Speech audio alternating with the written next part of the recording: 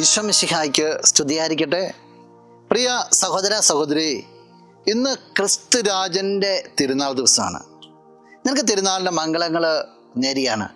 ഈശോയെ ലോകാധിരാജനായിട്ട് ഇന്ന് പ്രത്യേകമായിട്ട് അനുസ്മരിക്കുകയാണ്. എല്ലാ പ്രപഞ്ചത്തിൻ്റെ മേൽ അധികാരമുള്ളവന്, ഈ ലോകത്തിലുള്ള എല്ലാത്തിൻ്റെ മേൽ അവകാശവും അധികാരമുള്ളവൻ. അങ്ങനെയുള്ള ഒരാൾ നമുക്ക് അധിപനായിട്ടുണ്ടെങ്കിൽ ഈ ലോകത്തിൽ പിന്നെ നമ്മൾക്കൊന്നിനെയും പേടിക്കാനായിട്ടില്ല. വിശുദ്ധ ലൂക്കാ അറിയിച്ച സുവിശേഷം 20-ാമത്തെ അധ്യായം 38-ാമത്തെ തിരുവചനം. അവിടുന്ന് മരിച്ചവരുടെ അല്ല, ജീവിക്കുന്നവരുടെ ദൈവമാണ്. അവിടുത്തേക്ക് എല്ലാവരും ജീവിക്കുന്നവർ തന്നെ. വചനം പറയാണ്, അവിടുന്ന് ജീവിക്കുന്നവരുടെ ദൈവമാണ്. അവിടുന്ന് നമ്മുടെ ദൈവമാണെന്ന്, നമ്മോട് കൂടെ ഉണ്ടെന്ന്, നമ്മളെ കാക്കുന്നുണ്ടെന്ന്, നമ്മെ അറിയുന്നുണ്ടെന്ന്, നമ്മളെ നിരീക്ഷിക്കുന്നുണ്ടെന്ന്, നമ്മുടെ കൂടെയുള്ള നമ്മുടെ ദൈവം, രാജാതിരാജനായ ദൈവം. ഇങ്ങനൊരു ദൈവം നമ്മുടെ കൂടെ ഉണ്ടെന്നുള്ള ഭാഗ്യം ചെന്നതാ.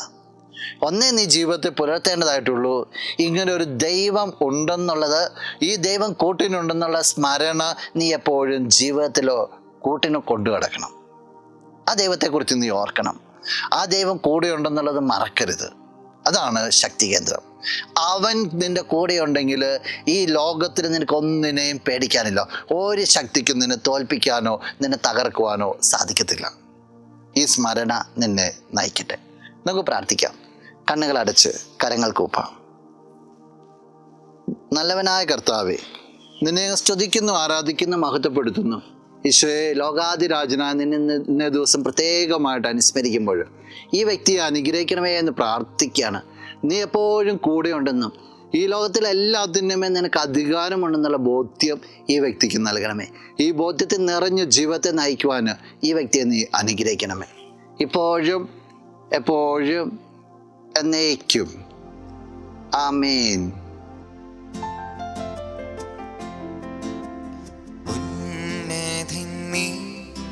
അത്യുന്നതൻ നീ, അങ്ങേ പോലൊരു